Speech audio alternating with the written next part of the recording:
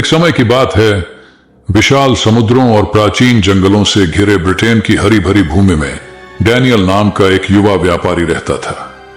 उनका जीवन बेओका के साथ जुड़ा हुआ था, जो एक बुजुर्ग भिक्षु था जो अपनी बुद्धिमत्ता और राज्य के शासकों को भरोसेमंद सलाह देने के लिए प्रसिद्ध था। डैनियल की खोज तब शुरू हुई जब उसे फिलीपींस और आयरलैंड के दूर देश से एक शक्तिशाली जहाज खरीदार स्वामी निकोल से एक तत्काल संबंध मिला। निकोल ने डैनियल को ब्रिटेन के पन्ना जंगलों के भीतर छिपी एक काल्पनिक संपत्ति का पता लगाने के लिए जल में एक खतरनाक यात्रा का काम सौंपा। बेओका को अपना मार्गदर्शक बनाकर डैनियल एक ऐसे साहसिक कार्य पर निकल पड़ा जो उसके साहस और दृढ़ संकल्प की परीक्षा लेगा। जब वे ऊंची नीची पहाड़ियों और धुंध भरी घाटियों से गुजरे तो बेओका ने पुराने राजाओं द्वारा प्रदान किए गए प्राचीन ज्ञान को साझा किया।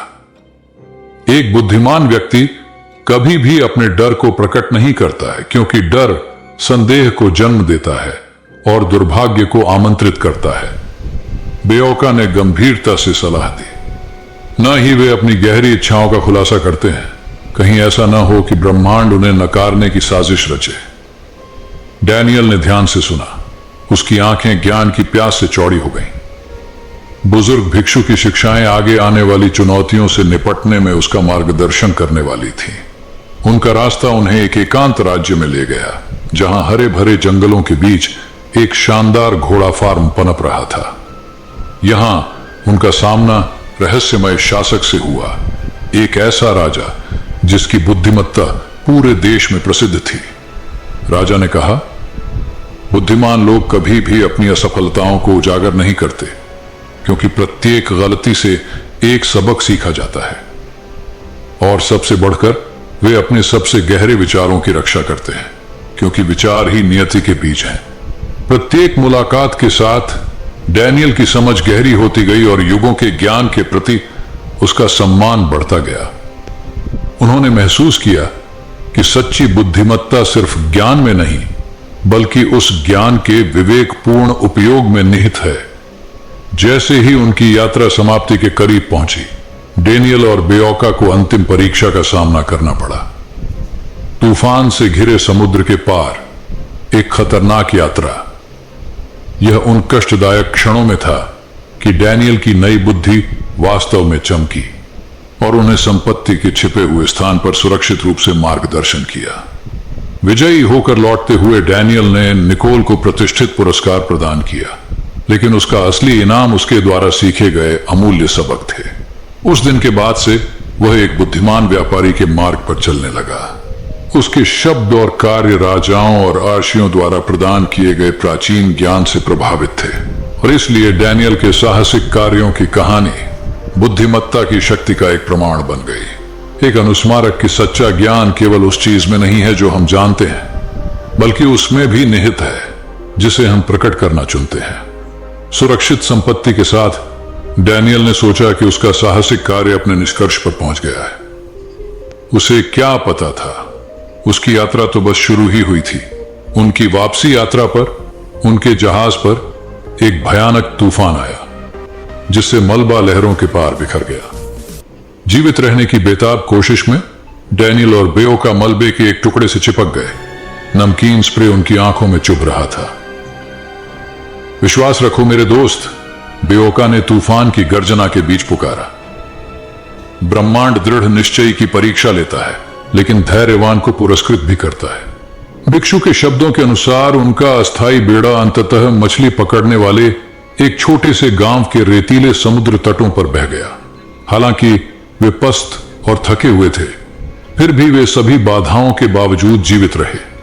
जैसे ही उन्होंने आराम किया और अपनी ताकत वापस पा ली, डैनियल इस तरह की उथल पुथल के सामने बेओका की अटूट शांति को देखकर आश्चर्यचकित हुए बिना नहीं रह सका। बुजुर्ग भिक्षु का आचरण जीवन के तूफानी समुद्र के बीच एक स्थिर लंगर की तरह था। आप इतने शांत कैसे रह सकते हैं? डैनियल ने एक शाम पूछा, जब वे जलती हुई आग के चारों ओर इकट्ठे थे।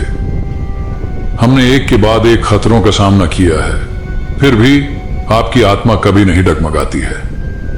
बेका मुस्कुराया उसका अनुभवी चेहरा ज्ञान से चमक रहा था। उन्होंने उत्तर दिया, एक बुद्धिमान व्यक्ति उस चीज को स्वीकार कर लेता है जिसे वह नियंत्रित नहीं कर सकता। अपरिहार्य के विरुद्ध क्रोध करना केवल दुख को आमंत्रित करना है। उनके शब्द डेनियल की आत्मा में गहराई तक गूंज उठे। उन्होंने महसूस किया कि बुद्धिमत्ता केवल ज्ञान का संचय नहीं है, बल्कि जीवन के तूफानों को अनुग्रह और समता के साथ पार करने की क्षमता है। उस समुद्र तटीय गांव में बेओका के संरक्षण में डैनियल ने किसी भी अकादमिक पुस्तक से कहीं अधिक गहन पाठ सीखे। उन्होंने वर्तमान क्षण में जीने के मूल्य की खोज की, अतीत से चिपके बिना या भविष्य की लालसा के बिना प्रत्येक अनुभव का आनंद लिया। जैसे जैसे सप्ताह बीतते गए, उनकी कष्टदायक यात्रा की कहानियां फैलती गईं और उन्होंने खुद को नायकों के रूप में मनाया। लेकिन डेनियल को पता था कि सच्ची वीरता बेओका की शिक्षाओं में निहित है, जो जीवन की उथल पुथल भरी परिस्थितियों में उसका मार्गदर्शन करने वाली एक किरण बन गई थी। आखिरकार जब घर लौटने का समय आया तो डेनियल ने बुजुर्ग साधु को मीठी मीठी विदाई दी। हालांकि उनके रास्ते अलग अलग होंगे, लेकिन बेओका ने जो ज्ञान दिया वह हमेशा उसके दिल पर अंकित रहेगा। एक व्यापारी राजकुमार के रूप में अपनी भूमिका को स्वीकार करते हुए डैनियल ने अपने व्यापारिक मामलों को उसी बुद्धिमत्ता और अनुग्रह के साथ संचालित करने की कसम खाई जो उसने बेओका में देखी थी। वह एक ऐसा नेता होगा जो घमंड या लालच से नहीं, बल्कि मानवीय भावना की गहरी समझ से प्रेरित होगा। और इस प्रकार डैनियल के कारनामे किंवदंतियों का विषय बन गए, एक कहानी बन गए साहसी कारनामे और व्यक्तिगत विकास, जिसने आने वाली पीढ़ियों को प्रेरित किया। क्योंकि अंत में उनकी सबसे बेशकीमती उपलब्धि कोई काल्पनिक संपत्ति नहीं थी, बल्कि वह अमूल्य ज्ञान था जिसने एक बुद्धिमान, उद्देश्यपूर्ण जीवन के सच्चे मार्ग का अनावरण किया था। साल बीतते गए और एक बुद्धिमान और समृद्ध व्यापारी के रूप में डैनियल की प्रतिष्ठा बढ़ती गई। उनकी व्यावसायिक समझ केवल उनकी करुणा से मेल खाती थी, जिससे उन्हें खुले समुद्र के पार के बंदरगाहों में सम्मान मिला। फिर भी उसने बेओका द्वारा